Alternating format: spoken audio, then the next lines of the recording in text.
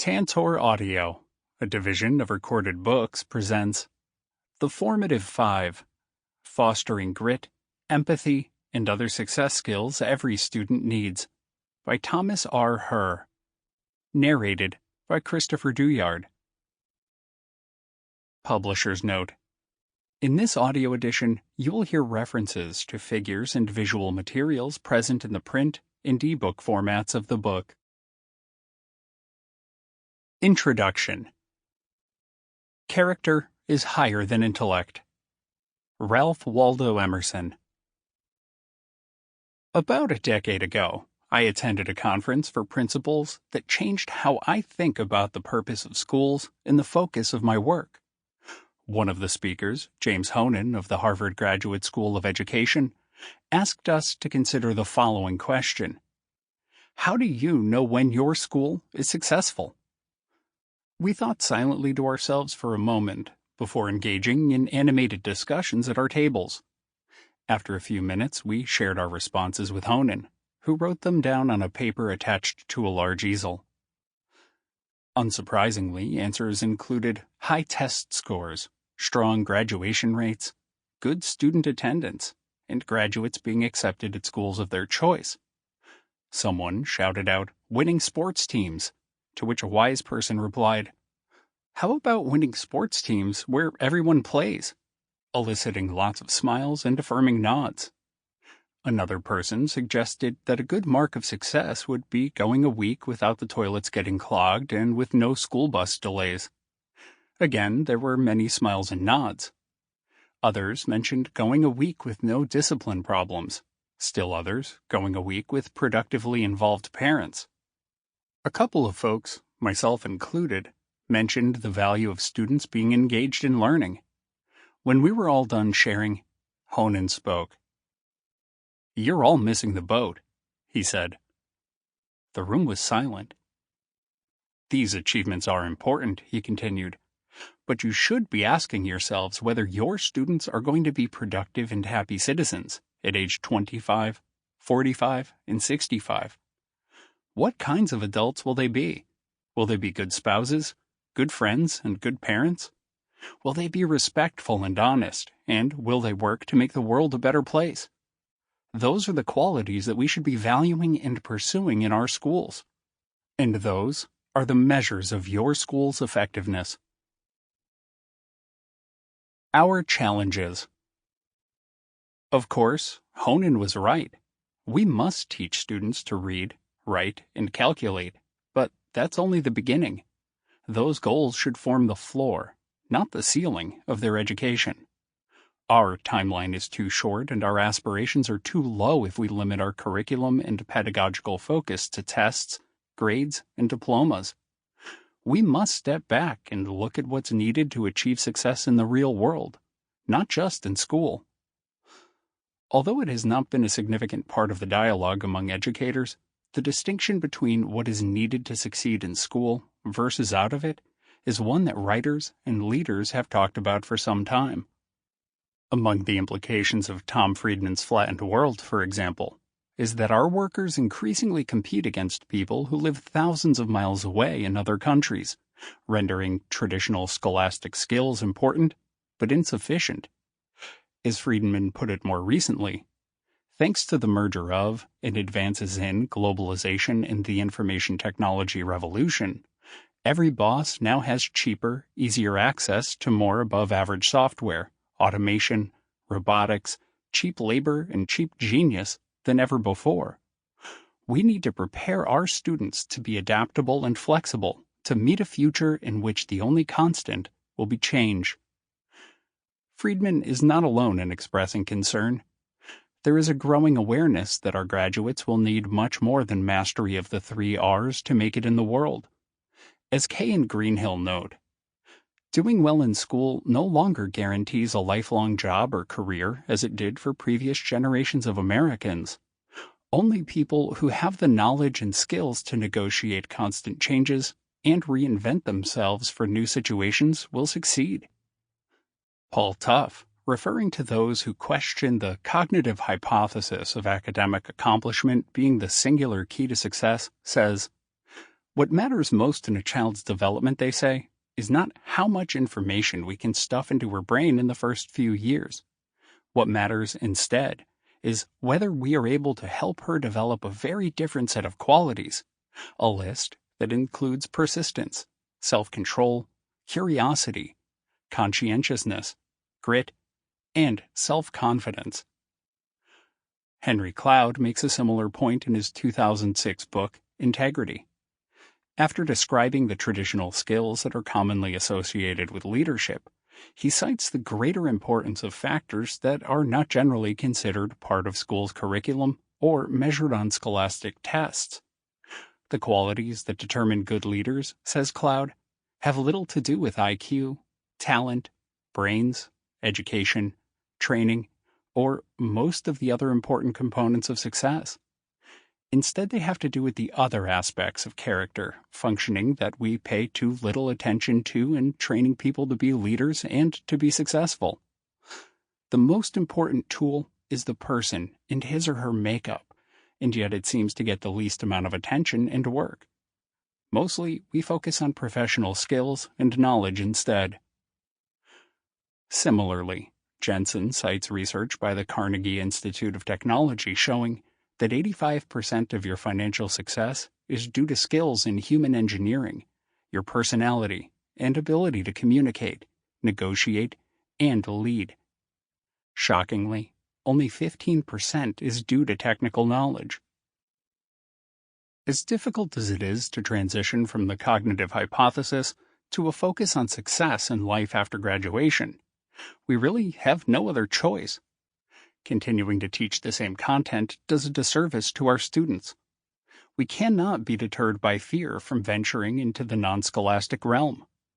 To quote Lisa Firestone, "Too often, we tend to think of our kids as less sophisticated and incapable of processing or understanding the emotional complexities of their world. We think we're protecting them by not bringing up the trickier, less pleasant subjects. But I can tell you firsthand that kids absorb a tremendous amount. Pretty much as soon as they're verbal, children can be taught to identify and communicate their feelings. In a trusted environment where emotions are talked about openly, most kids will speak freely about their feelings and are quick to have empathy for their peers." In Social Emotional Learning, Opportunities for Massachusetts and Lessons for the Nation, Rennie Center and ASCD note that success in our increasingly dynamic global society requires students to develop skills that extend far beyond mastery of academic content. They continue, "Various terms have been used to refer to these abilities, such as non-cognitive skills, soft skills, or 21st century skills. More important, however, is the growing acknowledgement that students' social and emotional learning, SEL, or the processes through which students and adults acquire and effectively apply the knowledge, attitudes, and skills necessary to understand and manage emotions, set and achieve positive goals, feel and show empathy for others, establish and maintain positive relationships, and make responsible decisions is critical to developing competencies besides academic content knowledge that are necessary to succeed in college and in careers." Perhaps the need for this book is best captured by Smith, McGovern, Larson, Hilliker, and Peck. Not long ago, success in school meant success in life. We also believed that things like grit and determination were traits people were born with, not skills that could be developed over time.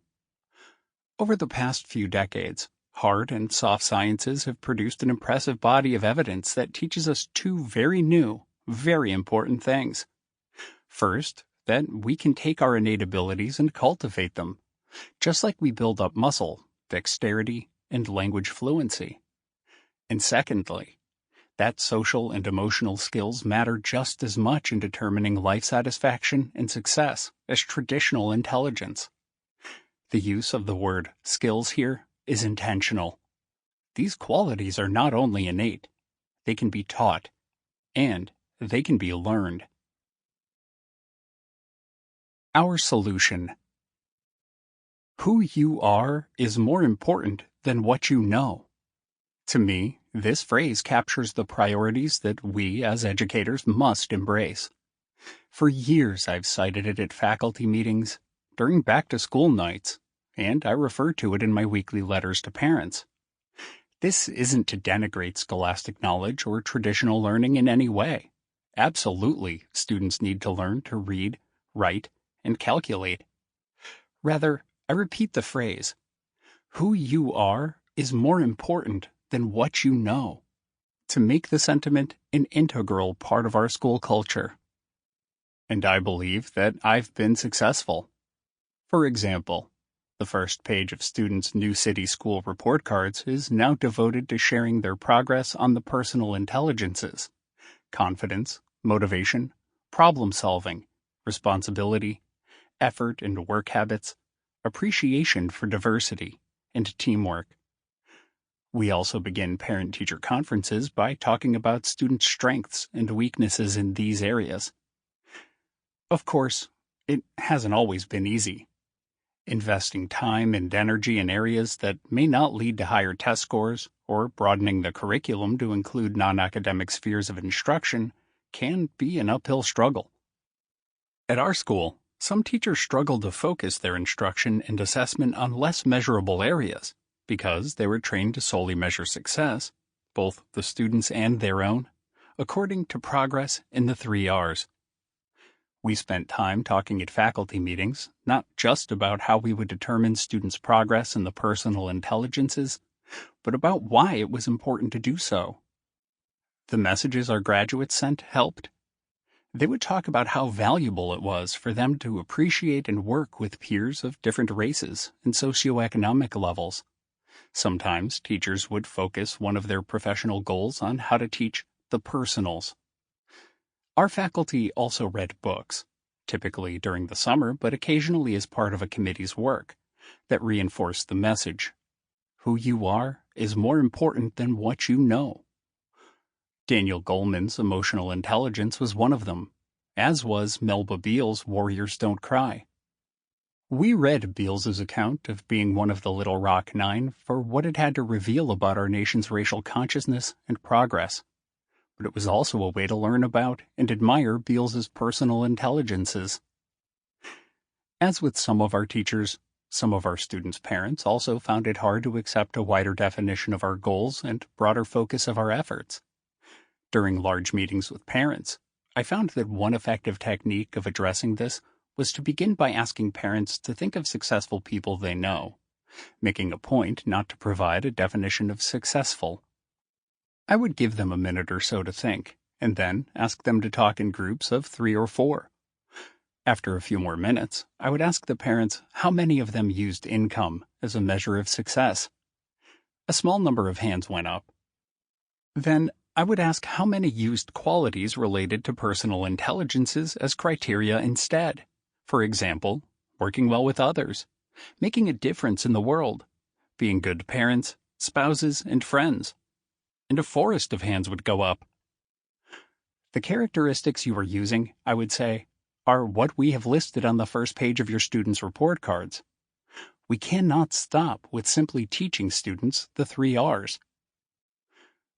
The continued need to explain our rationale for measuring personal intelligence is not a surprise, because our schools have been focused almost exclusively on academic outcomes. Many parents naturally anticipate that the education their children receive in school will mirror their own experiences. The cognitive hypothesis to which Tuff refers is strong. The purpose of this book. I have high hopes for the difference that this book can make. It is designed to be an asset for teachers and principals to use in preparing their students for success beyond school. Students who will be kind and caring people, responsible and productive workers, and citizens who make a positive difference in the world. Of course, such outcomes are the result of the incredibly hard work that parents and educators do to make a difference for young people. This book is meant to be a useful tool for them to use in that quest. A word on terminology. Perhaps the most common phrase used to describe the important qualities that are not captured. Sample complete. Ready to continue?